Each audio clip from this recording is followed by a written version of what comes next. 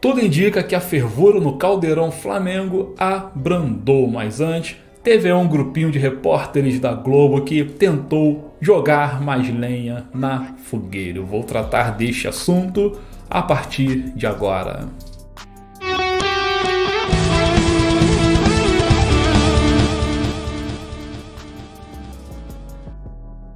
Fala nação, beleza? Meu nome é Fábio Saúza, eu sou uma pessoa com deficiência visual e este é o nosso canal Flacegueta. Meu irmão, a parada aqui é a seguinte: deixou chegar, já era. Bom, parece que o caso Pedro tá tomando um rumo do sossego, vamos colocar assim logo de cara, né? O pior parece que já passou, o Pablo foi demitido.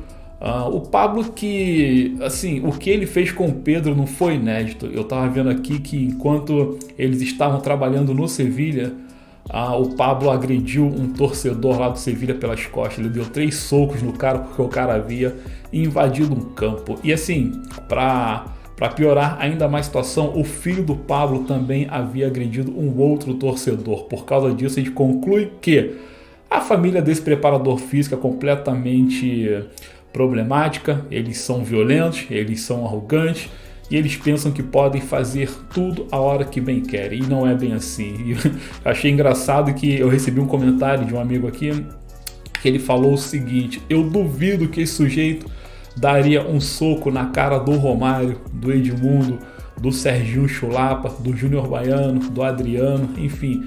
Nesses caras aí, meu irmão, esse preparador físico não passaria nem perto, nem perto. Ele deu um soco no Pedro porque o Pedro é o good vibe, né? Vamos dizer a verdade, né? O Pedro é bom moço, então por isso que esse preparador físico que se cresceu pra cima do garoto. Mas foi demitido, que agora fique bem longe do ninho do urubu e ponto final. Agora vamos aqui, ó, a página mais recente deste livro de inquérito policial, né?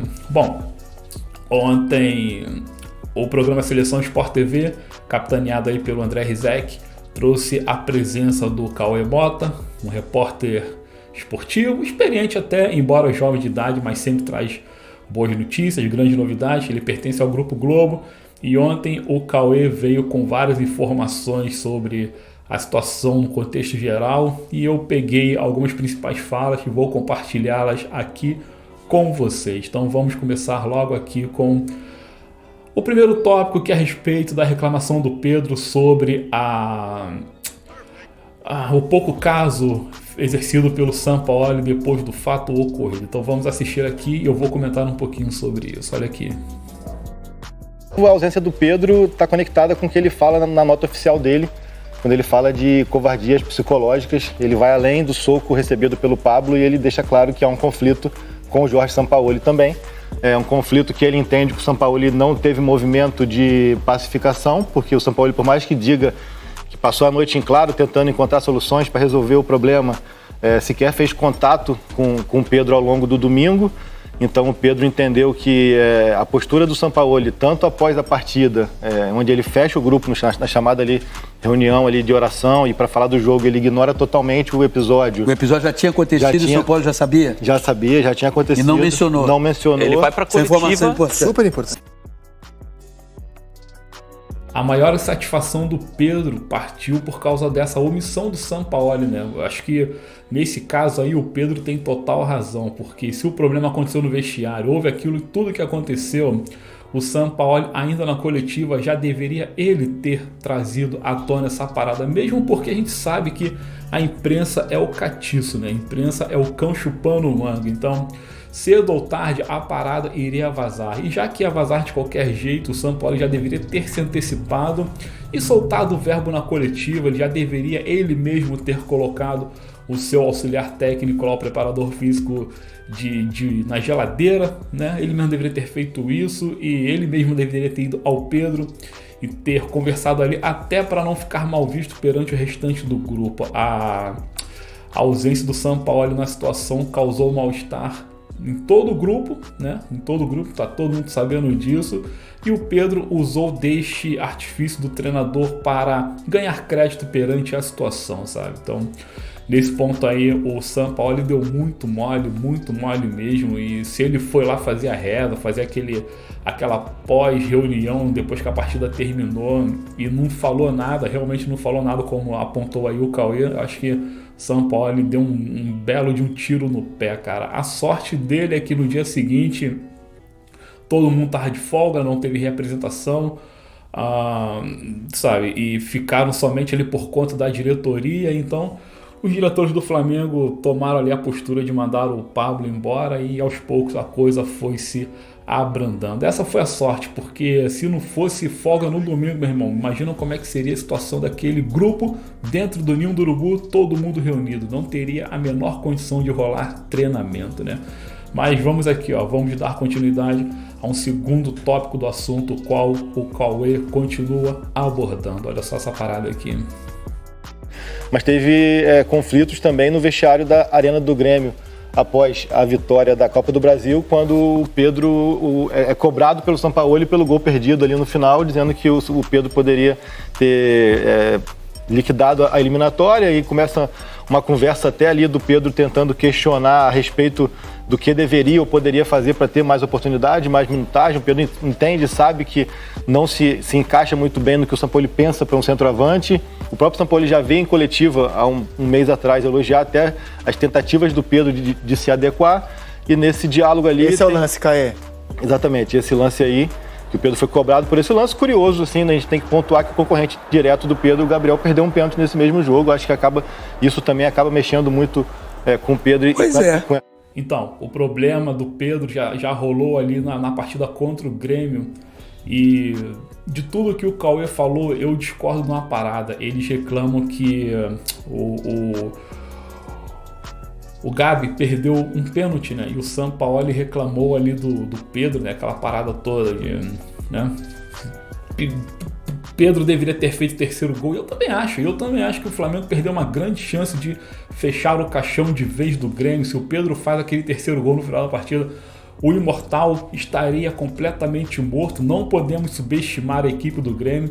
O jogo da volta será fácil? Talvez seja, mas precisamos tomar total cuidado com relação a isso. 2-0, uma baita de uma vantagem, mas já vimos na própria história da Copa do Brasil o Grêmio ir ao Maracanã e fazer chover e conseguir no peito e na raça ganhar a sua classificação, mesmo perdendo de 2-0 no primeiro jogo. Isso já aconteceu num passado não muito distante, e se a gente der mole, pode voltar a acontecer. Então, quando o Sampaoli critica o terceiro gol que o Flamengo poderia ter feito, que o Pedro perdeu, cara, o Sampaoli é aquilo, o cara é vencedor, o cara quer ganhar títulos. Então, falou mesmo, e é o pensamento de estrangeiros. Os estrangeiros são assim. Eu ia falar os europeus, mas o São Paulo não é europeu, é argentino. Os estrangeiros são assim, sabe? Eles são muito diretos nas suas colocações. A gente cansou de ver o Jorge Jesus no Flamengo falando pra caramba, sabe? Abertamente, sem papas na língua. A gente vê o Abel Ferreira também fazendo a mesma coisa. Então, ou no caso aqui do Sampaoli,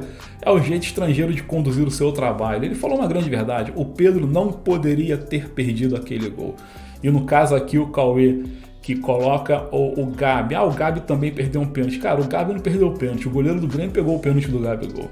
O pênalti foi muito bem cobrado. A gente tem que falar a verdade aqui no canal. O pênalti que o Gabi bateu foi bem cobrado. Foi um pênalti no canto, um pênalti forte. O goleiro pegou. Paciência, méritos do goleiro. Não foi o Gabi não bateu na trave, o Gabi não estou para fora. Ele bateu no cantinho, o goleiro foi lá e catou. Então, o Gabigol não perdeu o pênalti, sim, o goleiro do Grêmio defendeu o pênalti. Então, nesse caso aqui, o Cauê falou uma tremenda de uma bobagem. Para variar, né? Para variar, a gente sabe que os repórteres do Grupo Globo tendem a sempre dar aquela catucada de forma nas entrelinhas, vamos botar assim, né? Para que coloque a lenha na fogueira mesmo, sabe? A gente sabe que o Grupo Globo não simpatiza muito com o Flamengo do Rodolfo Landim por causa de questões políticas. Landim, que foi sempre um apoiador ali do Bolsonaro, sempre estiveram lado a lado, e a partir deste momento o Flamengo nunca foi bem visto pelo Grupo Globo. Então a gente percebe que toda vez que um repórter vem falar do Flamengo, eles pisam em ovos para falar bem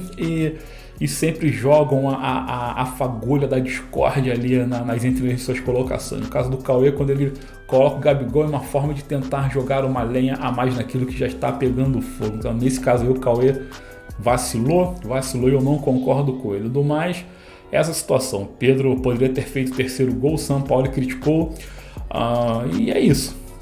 Falei recentemente, cara, falei na verdade no último vídeo, o Flamengo é feito de hierarquia.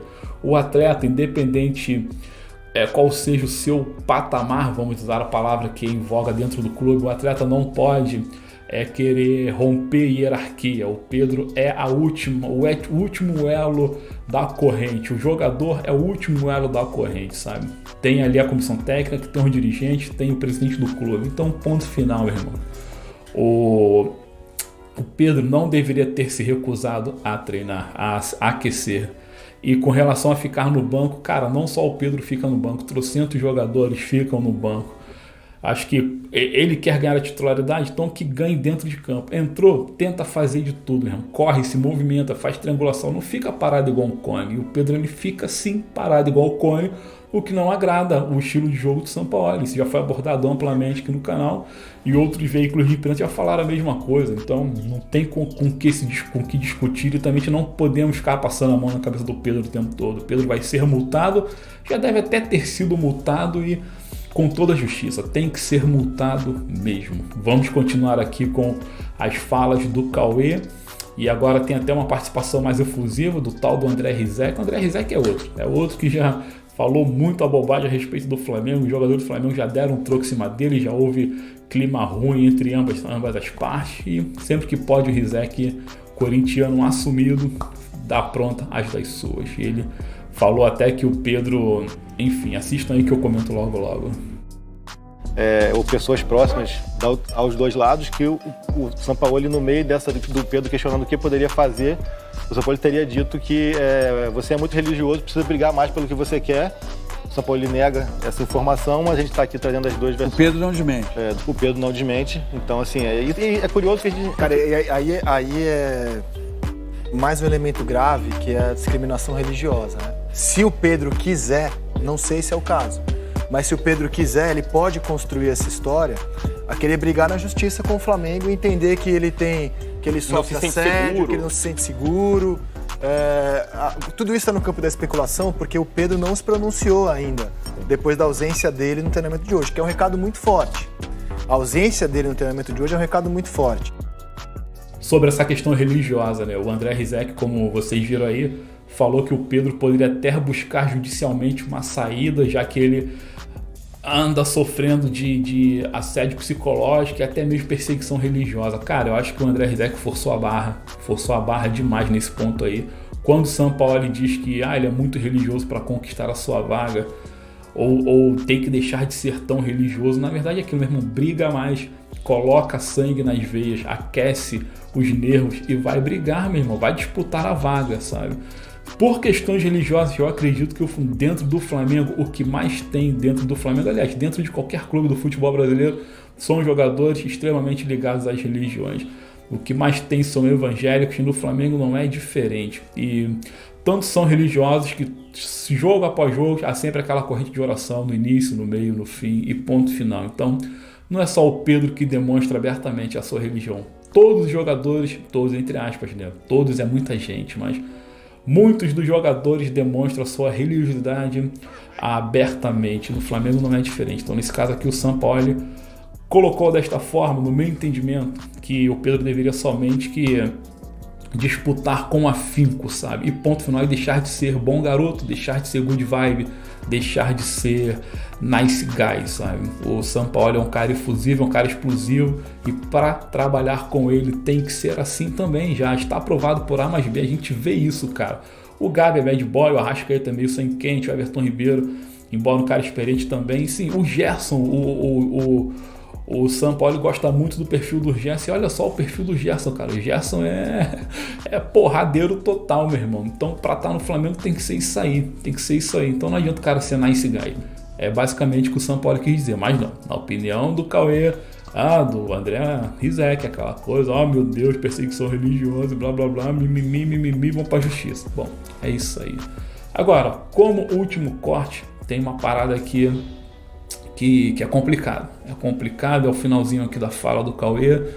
E agora eu vou falar umas paradas que é bem séria. Olha aqui, essa parada aqui. Após o jogo contra o Altos no Piauí, o Pedro fala à beira do campo, dentro do campo ali, palavras muito fortes, e depois se posiciona em rede social, deixando claro que estava aberto ao mercado. Assim, naquele momento ali, ele deixa claro que ele até cita que quando abrisse a janela, ele ia buscar o melhor para ele, mas acaba que chega o fator Dorival, que muda muito.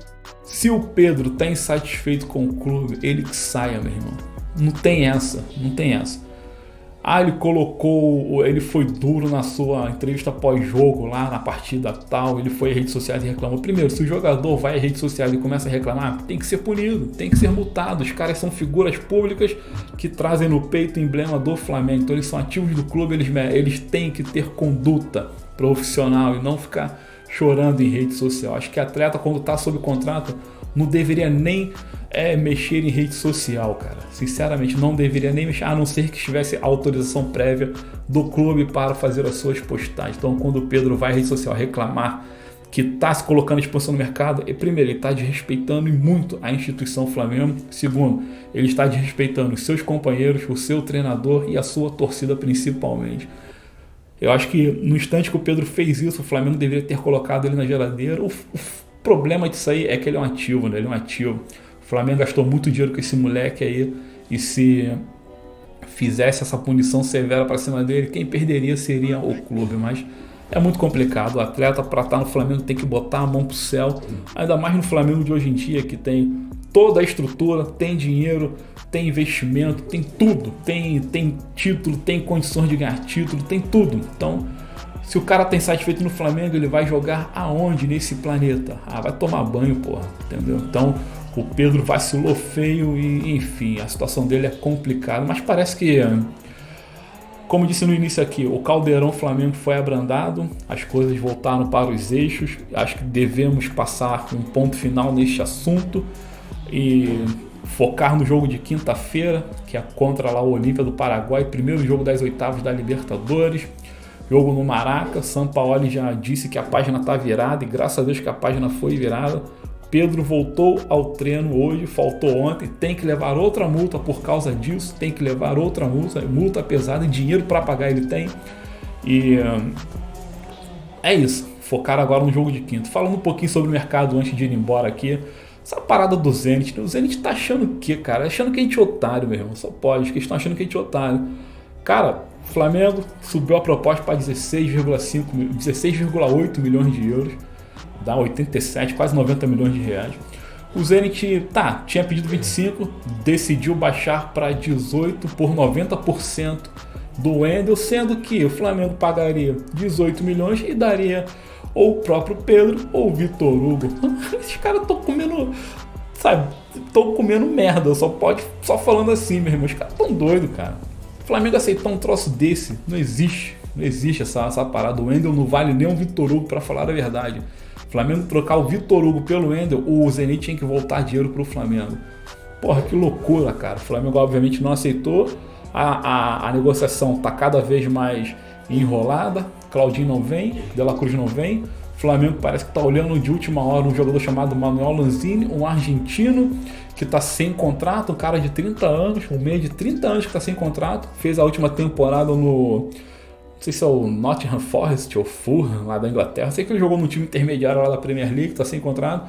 O Flamengo pode trazer este boneco aí de última hora, já que não tem mais ninguém para trazer, vai trazer este refúgio que está sem contrato. Bom, pelo menos o cara viria de graça, né?